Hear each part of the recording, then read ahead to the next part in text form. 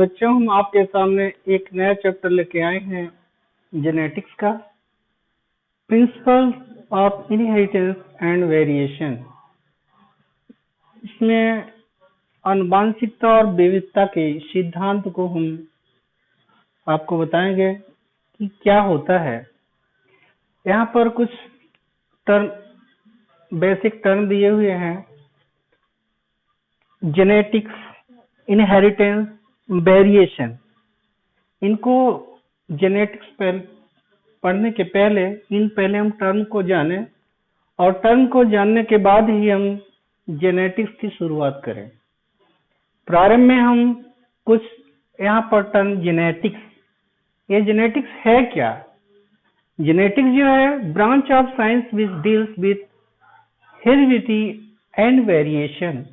ये साइंस की एक ब्रांच है जो हेरिडिटी एंड वेरिएशन की स्टडी की जाती है। यहाँ पर father of genetics Gregor John Mendel को जानते हैं। यहाँ पर दूसरा टर्म है genetics was coined by William western. 1906 में विलियम वेस्टन ने जेनेटिक्स टर्म को कॉइन किया था।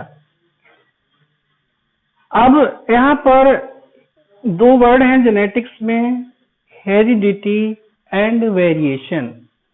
हेरिडिटी का मतलब यह होता है कि transfer of character from parent to offspring. कहने का मतलब है कि एक पेरेंट से उनकी संतान में जाना क्या कहलाता है? हेरिडिटी कहलाता है। दूसरा वर्ड है यहाँ पर वेरिएशन। वेरिएशन का मतलब होता है the degree of difference in progeny और बिटवीन प्रोजेनी एंड पेरेंट। इसका मतलब यह है कि small genetic difference which are found among organisms belonging to same species। उनकी स्पीसीज तो सेम रहेगी, पेरेंट से ऑफ स्प्रिंग में उसमें डिफरेंस दिखाई देता है। पेरेंट्स जो होते हैं तो उनके कैरेक्टर ऑफ स्प्रिंग में हूबहू नहीं दिखते हैं, कुछ न कुछ उनमें अंतर होता है, जिसकी वजह से यहाँ पर यह लिखा हुआ है कि small genetic differences which are found among organisms belonging to same species। Variation का फैक्टर क्या है? वेरिएशन फैक्टर होता है एक म्यूटेशन होता है। What do you mean by mutation? Mutation जो होता है अल्टरेशन इन डीएनए सीक्वेंस। जो डीएनए का सीक्वेंस होता है उसमें अल्टरेशन की जो पोजीशन सीक्वेंस जो चेंज हो जाता है, जिसकी वजह से उसमें वेरिएशन आ जाता है। तीसरी चीज ये है inheritance. Inheritance process by which characters transfer from parent to offspring. ये एक प्रोसेस होती है, इसमें कैरेक्टर एक जनरेशन से नेक्स्ट जनरेशन में ट्रांसफर होते रहते हैं। अब यहाँ पर जेनेटिक्स मतलब फादर ऑफ एक्सपेरिमेंटल जेनेटिक्स के नाम से टीएच मॉर्गन जाने जाते हैं, और फादर ऑफ जेनेटिक्स के नाम से ग्रेगर जॉन मेंडल जाने जाते हैं। और यहाँ पर ये जो जेनेटिक्स शब्द है इसका मतलब है जीनेसिस। जीनेसिस का मतलब है टू ग्रो, वृद्धि और विकास करना होता है। तो एक जनरेशन से जब दूसरे जनरेशन में प्रोजेनी का फॉर्मेशन होता है तो कुछ न कुछ उसमें चेंजेस दिखते हैं, और उस चेंज के आधार पर हम जेनेटिक्स की अवधारणा को समझने की कोशिश करते हैं। नेक्स्ट स्लाइड में हम देखते हैं मेंडल्स एक्सपेरिमेंट। मेंडल ने पाइसम सटाइवम के प्लांट पर उन्होंने अपना एक्सपेरिमेंट किया, जिसको हम गार्डन पी के नाम से जानते हैं। इसमें नंबर ऑफ क्रोमोसोम 14 होते हैं, मतलब 7 पेयर्स क्रोमोसोम होते हैं। उन्होंने 7 कैरेक्टर्स के आधार पर उन्होंने अपना एक्सपेरिमेंट किया। All 7 contrasting characters is there: flower color, seed color, pod shape, flower position, stem height, pod color, seed shape।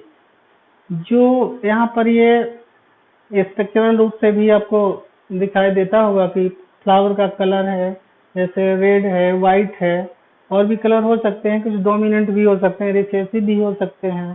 Seed का भी कलर हो सकता है, ग्रीन हो सकता है, येलो हो सकता है। पार्ट का शेप भी हो सकता है अलग अलग, मतलब एक डोमिनेंट होगा, एक रिसेसिव होगा। इसी तरह से फ्लावर की पोजीशन भी देखिए, एक डोमिनेंट होगा, एक रिसेसिव होगा। इसी तरह से यहाँ पर स्टेम की हाइट टाल होगी, टाल होगी और स्मॉल होगी, यानी डार्क होगी। पॉड का कलर येलो भी हो सकता है, वो येलो है, ग्रीन है। कलर एक डोमिनेंट होगा, एक रिसेसिव होगा। इसी तरह से यहाँ सीड का शेप भी है, राउंड है, रिंकल्ड है। इस तरह से उन्होंने 7 कैरेक्टर चूज करके अपना एक्सपेरिमेंट किया था। ये जो इसमें गार्डन पी में 14 क्रोमोसोम्स होते हैं, इसमें से ये क्रोमोसोम नंबर 1 जो होता है, फ्लावर कलर और सीड कलर, फ्लावर कलर और सीड कलर का ये निर्धारण करता है। इसी तरह से क्रोमोसोम नंबर 4 ये जो है part shape, flower position, stem की हाइट का ये निर्धारण करता है।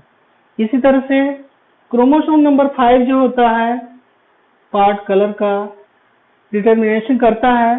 इसी तरह से क्रोमोसोम नंबर 7 जो होता है सीड शेप का निर्धारण करता है।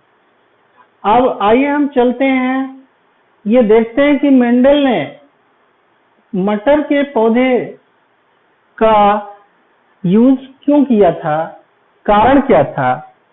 अथवा हम ऐसे भी कह सकते हैं कि advantage of selecting P plant for experiment, मतलब इस मेंडल ने अपना एक्सपेरिमेंट पी के प्लांट पर गार्डन पी पे क्यों किया था, कारण क्या था उसका। रीजन ये था, फर्स्ट ये था कि इसमें शॉर्ट लाइफ स्पेन, मतलब ये जो पी प्लांट होता है उसकी लाइफ साइकिल जो होती है काफी कम होती है, छोटी साइकिल होती है, जिसको आसानी से हम उस पर एक्सपेरिमेंट कर सकते हैं। दूसरी पॉइंट ये है यहाँ पर इजी ग्रोथ, उसको आसानी से उगाया जा सकता है। मिनिमम आफ्टर केयरिंग, ठीक है, उसमें केयरिंग करने की बहुत कम आवश्यकता पड़ती है। अवेलेबल इन प्योर वैरायटी, वो जो आसानी से इसकी प्योर वैरायटी हमें अवेलेबल हो जाती है। चौथी इसकी पॉइंट यहाँ पर ये है easy detecting and contrasting character, उसको आसानी से डिटेक्ट किया जा सकता है, पहचाना जा सकता है। पॉसिबिलिटी, अगली पॉइंट ये है कि पॉसिबिलिटी ऑफ कंट्रोल्ड ब्रीडिंग, उसमें ब्रीडिंग जो होता है उसमें कंट्रोल्ड पॉसिबिलिटीज होती है, उसकी ब्रीडिंग जो होती है आसानी से कराई जा सकती है उसमें। अगली पॉइंट ये है सेल्फ पॉलिनेशन, उसमें सेल्फ पॉलिनेशन जो होता है काफी आसानी से हो जाता है। अगली पॉइंट ये यहाँ पर F1 हाइब्रिड्स आर फर्टाइल, ये जो F1 हाइब्रिड होती है उसकी जो फर्स्ट जनरेशन जो होती है काफी फर्टाइल होती है, और जिसके आधार पर हम उसका एक्सपेरिमेंट उस पौधे में आसानी से कर सकते हैं। अब हम ये देखेंगे नेक्स्ट टॉपिक में steps involve in getting pure variety of plant. हम प्योर वेराइटी उस प्लांट से हम कैसे प्राप्त करते हैं? सबसे पहले सेलेक्टिंग प्योर पेरेंट प्लांट, सबसे पहले हम एक प्योर प्लांट को सेलेक्ट करते हैं। Then hybridisation of pure plant for first generation.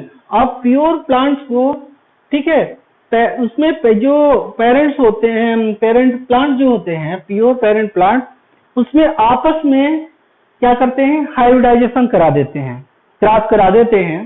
Cross कराने के बाद इसमें सेल्फ ब्रीडिंग कराते हैं, जिससे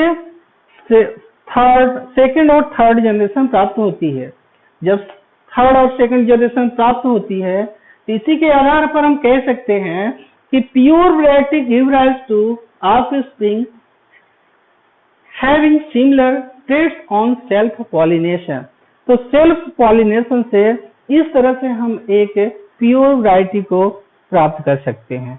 इस तरह से मेंडल ने अपना ये 7 कैरेक्टर के आधार पर अपने पूरी एक्सपेरिमेंट को उन्होंने एक्सप्लेन किया, और इसी के आधार पर उन्होंने मोनोहाइब्रिड क्रॉस और डाई हाइब्रिड क्रॉस का एक्सपेरिमेंट के आधार पर फर्स्ट और सेकंड जनरेशन को प्योरिटी इम्प्योरिटी के आधार पर उसका उन्होंने निर्धारण किया है।